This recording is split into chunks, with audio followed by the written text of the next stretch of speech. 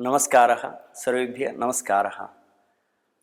सरस्वती नमस्तुभ्यं वरदे कामरूपिणीं विद्यारम्भं करिष्यामि सिद्धिर्भवतु मे सदा।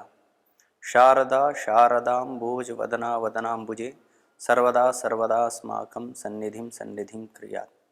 नमः। आप सभी को मेरा नमस्कार।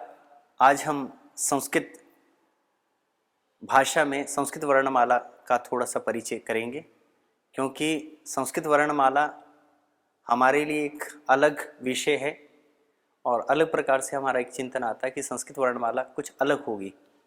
संभवतः कहने में ये अतिशयोक्ति भी नहीं होगी कि थोड़ी साम्यता इसकी हिंदी से है, परंतु इसकी अपनी एक वर्णमाला है जिसका अपना एक व्याकरण है, अपना एक स्वर शास्त्र है। तो आज हम उस स्वर शास्त्र के बारे में थोड़ा सा एक परिचय करेंगे ताकि हम संस्कृत भाषा को और थोड़ा करीब से जान सकें। संस्कृत वर्णमाला में हिंदी की ही तरह दो प्रकार होते हैं, स्वर और व्यंजन। स्वर जो हैं में भी दो भेद हैं, ह्रस्व दीर्घ, और व्यंजनों में तीन प्रकार होते हैं, स्पर्श, अंतस्थ और ऊष्म वर्ण। इस प्रकार से जो हमारी संस्कृत वर्णमाला है उसके अलग अलग भेद कहे गए हैं। उसका एक हम स्वरूप हम देखते हैं यहाँ। संस्कृत वर्णमाला, इसमें स्वर हमारे सर्वप्रथम हम लोग ह्रस्व स्वरों का परिचय करेंगे।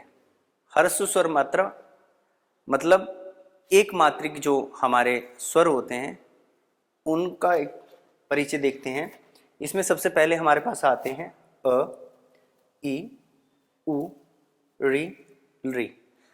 ये हमारे पास कुल 5 ह्रस्व स्वर हैं संस्कृत वर्णमाला में। उसी प्रकार से दीर्घ स्वर जो है हमारे आ, ई, उ, ऋ, ए, ऐ, ओ, औ।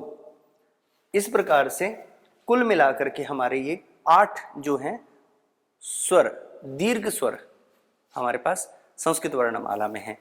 कुल मिलाकर यदि हम इनके का योजन करें तो 5 हमारे दीर्घ ह्रस्व स्वर और 8 हमारे दीर्घ स्वर, कुल मिलाकर के हमारे पास ये कितने हो गए? 13 हमारे स्वरों की परिगणना की गई है। उसी प्रकार से व्यंजन व्यंजनों में हमारे पास 3 भेद किए गए हैं, स्पर्श, अंतस्थ और ऊष्म। स्पर्श व्यंजन में हमारे 5 वर्ग क्रमशः क, च, ट, त, प, ये 5 वर्ग हैं और इनका उच्चारण भेद भी अलग अलग है। यदि उच्चारण की दृष्टि से देखा जाए, जैसे क वर्ग का उच्चारण स्थान जो है कंठ है, च वर्ग का ईचु ऐसा नाम तालु है, ट का मूर्धा है, त वर्ग का दंते है और प वर्ग का ओष्ठ है। तो जब हम उच्चारण के क्रम में आगे बढ़ेंगे तो इसी प्रकार से हमें इसका क्रमबद्ध यानी कि अभ्यास भी करना होगा। यहाँ क वर्ग में क, ख, ग, घ, ङ, ये 5 वर्ण हैं। च वर्ग में च, छ, ज, झ, ञ, ये 5। ट, ठ, ड, ढ, ण, ये ट वर्ग में। त वर्ग में देखेंगे त, थ, द, ध, न। उसके बाद प वर्ग आता है प, फ, ब, भ, म। कुल मिलाकर के ये 5 × 5 कितने हो गए? 25। उसके बाद हमारे अंतस्थ वर्ण आ जाते हैं। अंतस्थ वर्ण में य, र, ल, व, ये 4 ही वर्ण हैं। और ऊष्म वर्ण में श, श, स, ह। यहाँ ध्यान देने योग्य ये बात है कि हमारे ये जो 3 सकार हैं, ये तालव्य शकार है, ये मूर्धन्य शकार है और ये दंत्य सकार है। इनका उच्चारण करते वक्त हमें विशेष ध्यान रखना है कि प्रादेशिक भाषा में हमारा उच्चारण दोष हो सकता है, परंतु संस्कृत में ये एक जैसे नहीं है। इनमें उच्चारण भेद है और इसका उच्चारण स्थान भी अलग अलग है। अतः जब हम श का उच्चारण करें तो ध्यान रखें कि इसका उच्चारण स्थान तालव्य है, अर्थात च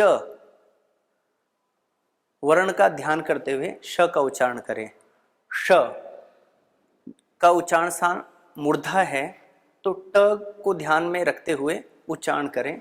स का उच्चारण करते वक्त त का ध्यान रखें कि त का उच्चारण स्थान भी क्या है, दंत्य है। तो इस प्रकार से जब हम श का उच्चारण करें तो च श,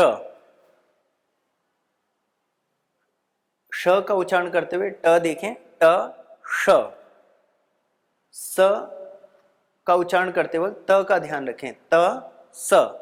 इस प्रकार से हमारा उच्चारण का जो शुद्धिकरण है वो भी इसके साथ साथ होता रहेगा। कुल मिलाकर के हमारे पास स्पर्श जो है 25 हुए, अंतस्थ हमारे 5 हुए और उष्म वर्ण हो गए हमारे पास 4। तो कुल मिलाकर के 25, 4 और 4 कुल मिलाकर कितने हो गए, 33। और यदि संपूर्ण वर्णमाला का योग कर दिया जाए तो 13 और 33 कितने हो गए,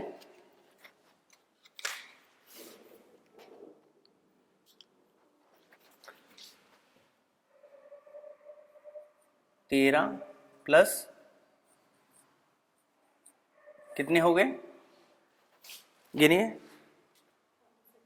46।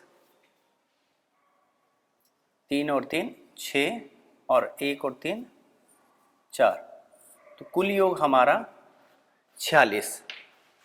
इस प्रकार से हमारा कुल योग जो है 46 हुआ संस्कृत वर्णमाला में सभी वर्णों का। इसमें एक प्रश्न हमारे पास जरूर आएगा कि यहाँ क्षत्रज्ञ ये जो वर्ण है ये क्यों इसके अंतर नहीं कहे गए हैं, क्योंकि ये वर्ण न होकर के संयुक्त वर्णों हैं, अर्थात 2 या 2 से अधिक वर्णों के योग से जो वर्ण बनते हैं उनको संयुक्त वर्ण कहते हैं। इस प्रकार से हमारी जो संस्कृत वर्णमाला में कुल मिलाकर के 46 वर्ण हुए। तो इसका थोड़ा सा आप लोग अभ्यास करें और इससे आगामी जो कक्षा हैं इसमें हम लोग वर्णों के उच्चारण और वर्णों का प्रयोग, जैसे कि क केवल एक वर्ण नहीं है, इसको 2 वर्णों के संयोग से बनाया गया है। इसको हम थोड़ा आगे चर्चा में जब अध्यापन जब करेंगे तो उस समय इसको देखेंगे। आज की कक्षा को यहीं समाप्त करते हैं। सभी को नमस्कार।